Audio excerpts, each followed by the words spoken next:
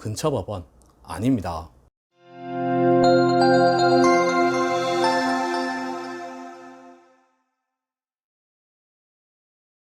안녕하세요. 노태부 변호사입니다. 오늘은 채권자 집회에 대해서 말씀드리겠습니다.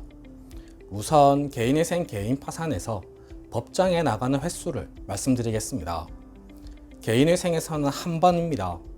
채권자 집회일에 나가셔야 하고요. 개인 파산에서는 법정에 두 번입니다. 파산 선고일 한 번, 채권자 집회일 한 번입니다. 그리고 개인 파산에서는 파산관제인 면담이 있습니다. 법정은 아니고 파산관제인 사무실에 가셔서 면담을 하셔야 하고요. 개인회생은 법정에 한 번, 개인 파산은 법정에 두 번, 파산관제인 사무실에 한 번 이렇게 나오셔야 합니다. 채권자 집회의 원래 취지는 채권자들로부터 의견을 듣는 것이었습니다. 그런데 개인회생과 개인 파산에서는 조금은 형식적인 절차로 진행되고 있습니다. 일단 채권자 집회에 채권자들이 거의 나오지 않습니다.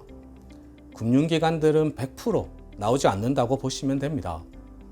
왜냐하면 채권자 집회는 개인회생에서는 개시결정 이후, 개인 파산에서는 파산결정 이후 진행되는데요. 개인회생이나 개인 파산을 진행하는데 채권자들의 동의를 필요로 하지 않기 때문입니다. 일반 회생이나 법인 회생은 일정 비율 이상의 채권자들 동의를 필요로 합니다. 그런데 개인회생이나 개인 파산은 동의가 필요하지 않고 채권자들이 채권자 집회에 나와서 반대하고 항의를 하더라도 법에서 정해진 기준에만 맞으면 그대로 진행되는 겁니다.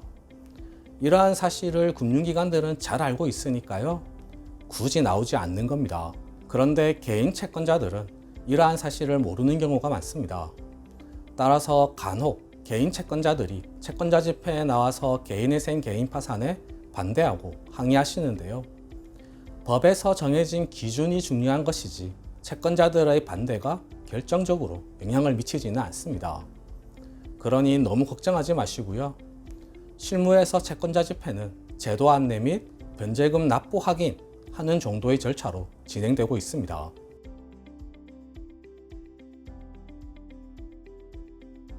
채권자 집회를 앞두고 확인하셔야 할 유의점 몇 가지 말씀드리겠습니다.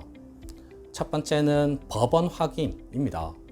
실제 최근에 저희 사무실에서 일어난 일인데요. 저희 사무실에서 채권자 집회 날짜와 장소까지 모두 안내해 드립니다. 그런데 의뢰인으로부터 채권자 집회 당일에 전화가 왔습니다. 법원을 잘못 갔다는 겁니다. 법원이 수원회생법원이었던 분입니다. 수원회생법원은 수원지방법원과 같이 있습니다. 그런데 수원지방법원에는 지원들이 있습니다. 법원이 체계가 있습니다. 땡땡 지방법원이 있고요.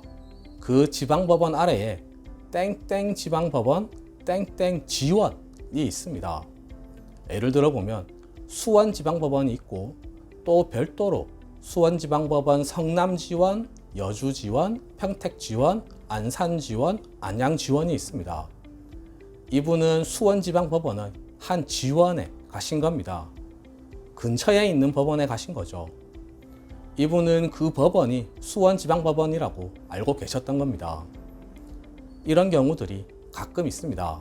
서울의 경우 지원은 없고 지방법원이 5개 있습니다.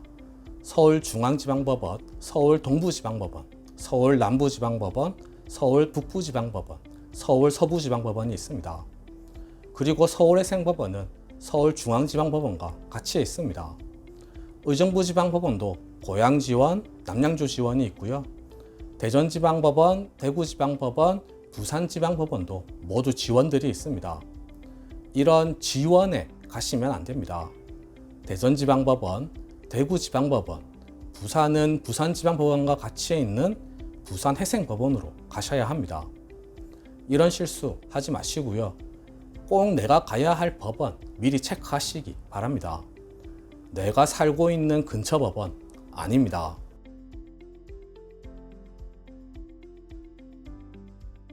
두 번째는 30분 미리 가시라는 겁니다. 채권자 집회는 여러 명이 동시에 진행됩니다.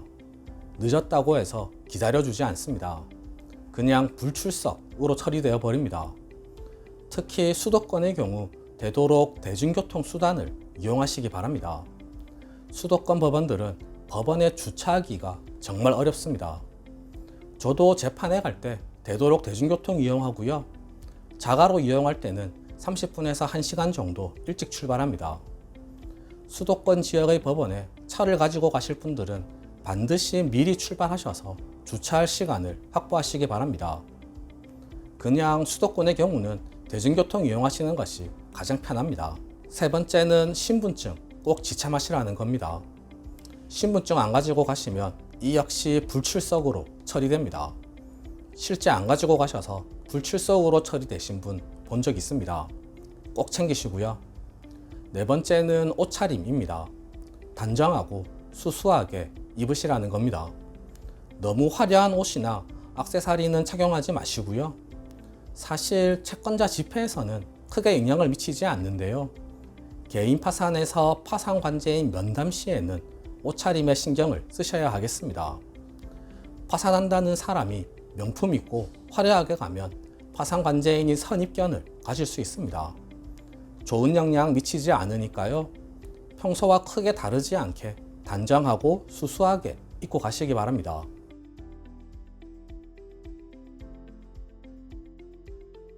이 정도만 유의하시면 되겠습니다.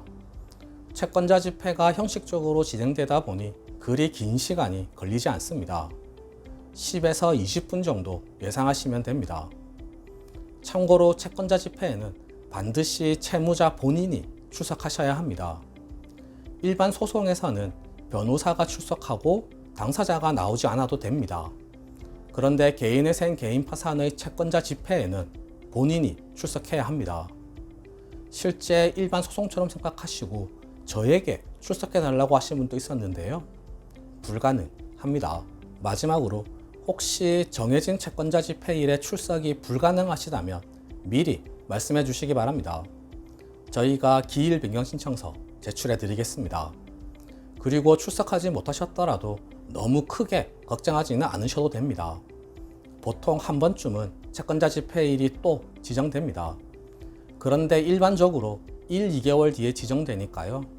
그만큼 진행이 늦어지게 됩니다. 그러니 되도록 처음 기일에 출석하시고요. 다시 말씀드리지만 법원 위치 꼭 확인하시기 바랍니다. 네, 오늘 준비한 내용은 모두 말씀드렸습니다. 궁금하신 점이 있으시면 댓글에 남겨주시거나 전화주세요. 최대한 친절하게 상담해 드리겠습니다. 이상 노태우 변호사였습니다. 감사합니다.